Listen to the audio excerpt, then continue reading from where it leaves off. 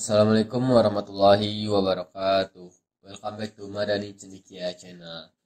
Nah, kali ini kita akan mempelajari salah satu materi yang urgen dan biasanya di ujian nasional ini selalu keluar. Nah, berhubung ujian nasional ditiadakan, namun ini tetap menjadi salah satu materi esensi di bab dinamika rotasi.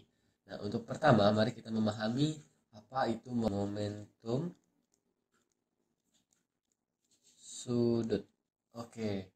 Nah, di kelas 10 kita sudah belajar ya, ada sebuah bab yaitu namanya bab momentum dan impuls. Oke, ingat ya. Nah, lalu apa bedanya? Nah, kalau sekarang ditambah sudut, kalau yang sebelumnya tidak ada sudutnya. Perbedaannya di mana? Yaitu pada gerakannya. Nah, kalau di kelas 10 kita memahaminya bahwasanya ada suatu partikel dari posisi A berpindah ke posisi B dengan kecepatan V dan massa M. Nah, ini adalah pergerakan translasi. Nah, lalu bagaimana dengan yang sekarang momentum sudut? Momentum sudut yang sekarang yaitu artinya apa? Geraknya berotasi. Contoh, ini ada partikel di posisi A bergerak rotasi. Oke, nah di sini tentunya ada R, jari. Nah, lalu sebenarnya momentum ini apa? Ayo coba diingat. Nah, kalau di kelas 10 kita memahami bahwasanya momentum itu adalah ukuran kesulitan untuk menghentikan benda yang bergerak. Nah, dengan rumusnya apa momentum? Momentum dilambangkan dengan P sama dengan M kali V, di mana V ini adalah besaran vektor, M di skalar, dan momentum adalah besaran vektor. Nah, apa tadi katanya? Yaitu ukuran kesulitan untuk menghentikan sebuah benda. Jadi, contoh, masanya kecil, kalau V-nya sangat besar, gimana? Pasti susah ya. Contoh peluru. Peluru itu kecil, ringan, tapi dia sangat cepat. Ayo, siapa yang di sini mampu untuk menghentikan peluru? Nah, begitupun dengan contoh lain. Contoh ada teman kita berjalan, tapi dia berjalan dengan lambat, masanya besar. Bisa kita hentikan? Oh bisa. Nah, yang berbahayanya kayak apa? Gajah. Gajah tuh besar. Nah, kalau gajah ngamuk, berarti dia sangat cepat dan masanya sangat besar. Artinya apa? Semakin sulit dia untuk dihentikan. Nah, begitupun dengan momentum sudut. Nah, oke. Momentum sudut dilambangkan dengan L besar. Nah, ini juga besaran vektor. Jadi, kalau di gerak translasi namanya P, di momentum sudut L besar. Nah, kemarin kita sudah melihat analogi dari gerak translasi dan rotasi. Kalau massa apa analoginya di rotasi ini? Yaitu dilambangkan I besar atau momen inersia. Sedangkan V di sini adalah omega. Nah, gitu ya. Nah, by the way, mau tahu nggak dari mana asal rumus ini? Nah, ini bisa dilihat di gambar ini ya. Kalau kita mengetahui benda ini tentunya ya, partikel ini bergerak dengan kecepatan V. Kalau dia bergerak, otomatis juga ada momentum. Sehingga L di sini bisa kita dapatkan rumusnya yaitu momentum dikali dengan jari-jari. Oke, ada R di sini ya. Dikali dengan jari-jari. Di mana rumus momentum apa? M dikali V berarti dikali R. Oke, apa hubungan antara kecepatan translasi dan omega? Yaitu V itu adalah omega kali dengan R. Sehingga M omega kali R kali R. Jadi M omega R kuadrat. Berarti kita dekatkan MR kuadrat kali omega. MR apa? Yaitu momen inersia. Oke, nah, jadi ada dua cara kita memahaminya. Secara analogi dan cara turunan rumus. Oke, sampai sini bisa dipahami? Bisa ya. Nah, untuk mempermudah kita memahami apa itu momentum sudut, yuk kita lihat sebuah soal.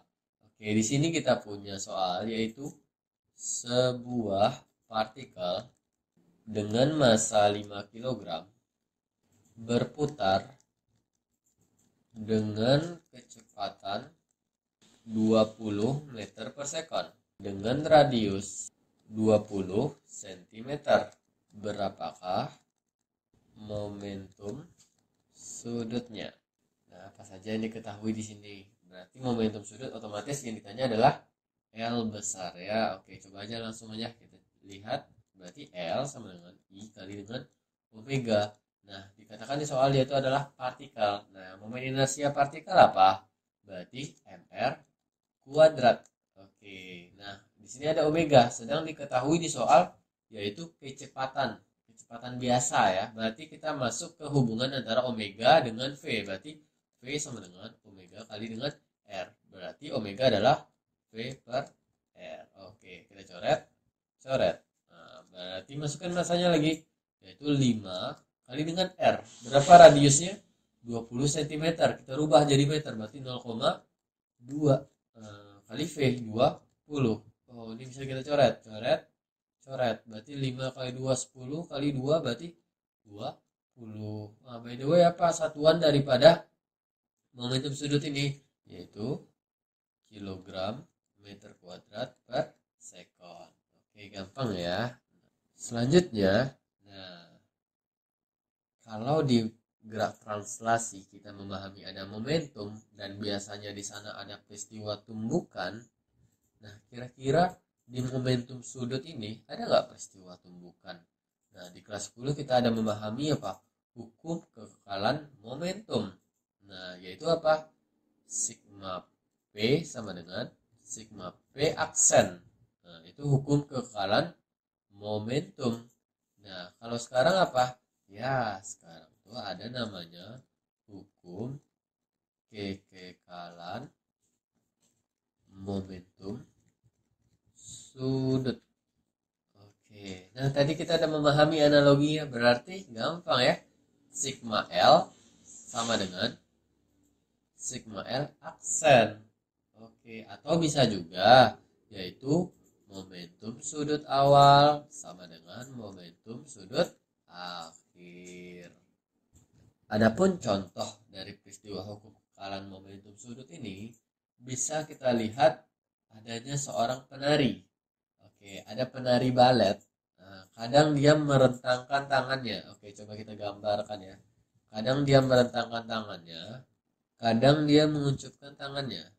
Oke, didekapnya tangannya. Kira-kira mana yang lebih sulit untuk dihentikan? Apakah saat dia merentangkan tangan atau saat dia mendekap tangannya?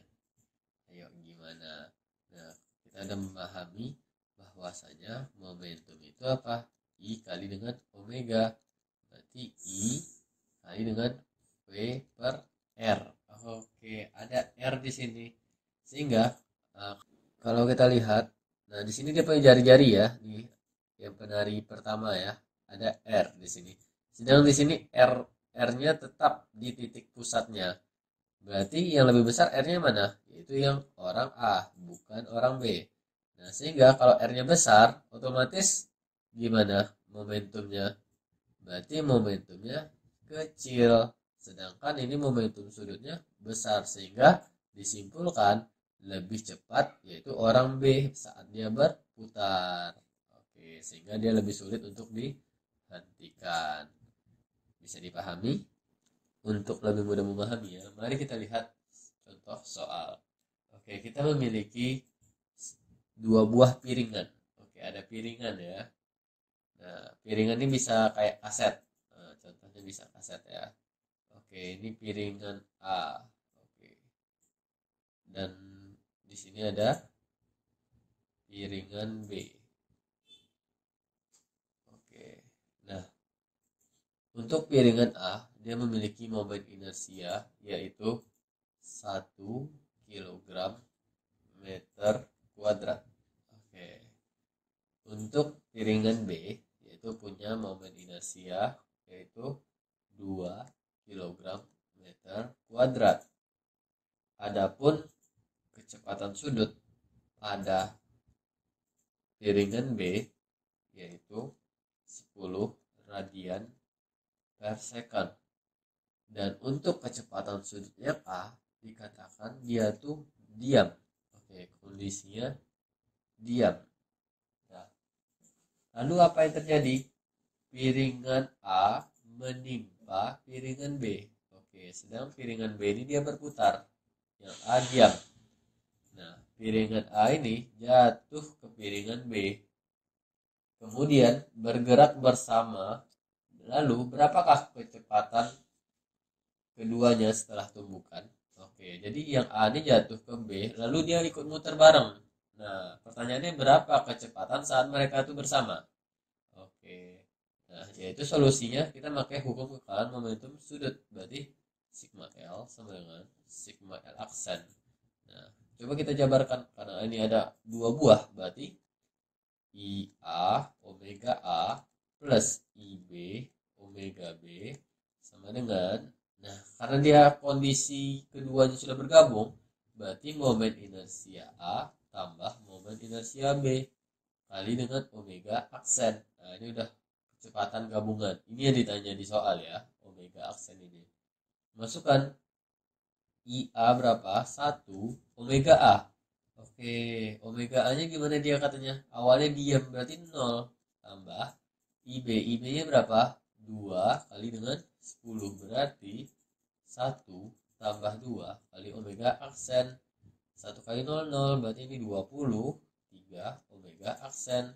So, omega aksen adalah 20 dibagi 3 radian per sekon. Oke, dikasih senyum.